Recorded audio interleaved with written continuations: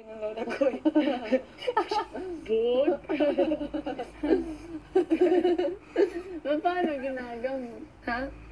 Hindi ko alam. Nakalimutan. Basta may bayabas din kami.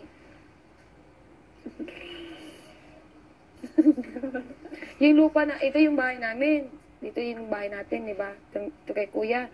Tapos yung lupa namin hanggang activity area. Oo, tapos din sa activity area, merong babuyan, tapos may boarding house. May pinaboard kami na house. Tapos may manukan. Sa nawala lahat. Natikman ko lang yung mga sarap na nabuhay yung masaya-masaya talaga kami, na kompleto talaga kami lahat, hanggang second year high school. Kaya nasanay ako sobra. Lumaki ako. Kaya nasanay ako sobra. Lumaki ako na silang kasama ko. Alam niyo kung bakit pinapaano ko ng public tapos hindi private na school? Kasi nag-private school ako, yung kinder lang kasi pasaway ako. Kasi Marte ba? Intrata kasi natawag last name kapag doon sa private. Intrata! Tapos, sabi ko na, di na po ma'am, pag-ayos mo.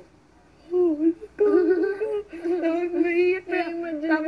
Tapos, pag may iyak sila, lahat sila.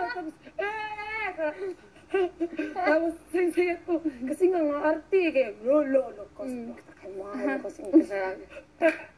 Hindi ko talaga, yun. Tapos, ayoko doon kasi nga, kailangan pa may kasama kung mas malaki sa akin bago ako dapat hintayin ko yung sundo ko. Ayoko doon. Kaya, parati ka kung nag-aaway naman kasi para sila mama na ilipat ako. Kasi ayoko talaga doon. Ayoko yung mga English. Hindi kita naiintindihan. So, you know what? 2 plus 2 po. Ay, ganun ko na. Paiyakin ko na lang. Ganun talaga yung babae. Rata? Parang, sa akin, parang meron na akong may tamang isip na ako kasi nga, hindi ko alam na ano ko pa rin, lahat, naalala. Siya, parang, lakol. Yung pinakano ko, gusto kong payakin yung upaw, yung kalbo. Ganun talaga siya. Lola. Tapos, punta ako sa kanto. Hindi na ako pupunta doon, hindi na ako babalik. Mga picnic ko.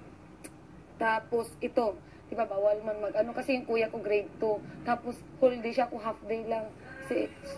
So, ibig sabihin, lunch lang ako, tapos gusto ko na kasing umuwi.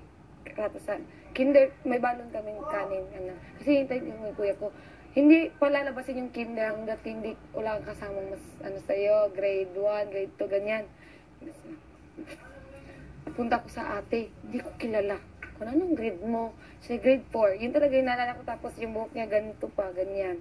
Tapos, uy, siya ko na, pwede sabihin mo sa akin na, kapatid mo ko. Ganyan talaga ako. Tapos kinder pa ako, ha? Oo, kaya nga. Naalala ko pa hanggang ngayon. Tapos, sabi mo sa akin na, kapatid mo ko. Siya na, sige. Sabi ko, tayo ko na, kapatid ko po. Tapos paglabas ko, memorize ko kasi, nilakbay ko hanggang pauwi. Ang layo nun. Kaya na-shock sila, lolo. Uy, ka na dito! Siya na, hala! Kasi nakalimutan na sunduin pala ako ng time na yon. Kaya, sinusunduin ko, wala. Naglakbay. Tapos yun, meron ba yung tabok-tabok?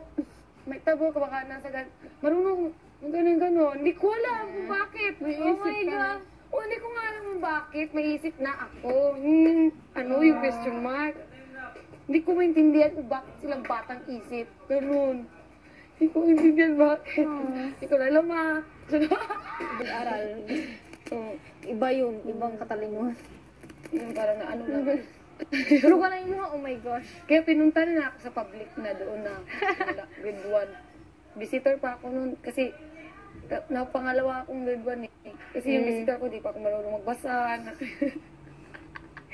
Hindi ako talaga marunong magbasa kasi visitor nga, galing ako kinder. Sabi ko hindi ko na magbasa. Alot, naiyak ako kasi pagka grade 2 ng classmate ko, ako grade 1 pa rin. Bakit? Kasi nga visitor ko. Hindi! Kaya nagsipip ako magbasa. Kaya yun, yung grade 1 ako, first time ko nag-third honor ako doon.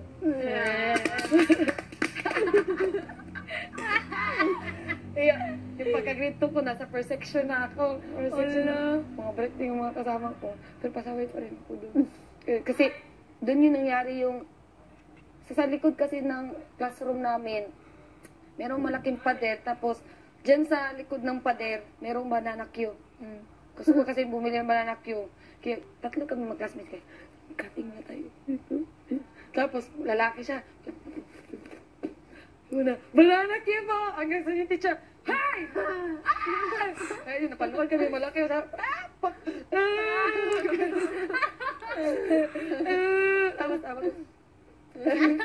kasi mga lalaki yung mga tropa ko doon. Tapos hanggang sa grade 3 yung pumunta ko sa Japan, pero mga 6 months lang ako, mga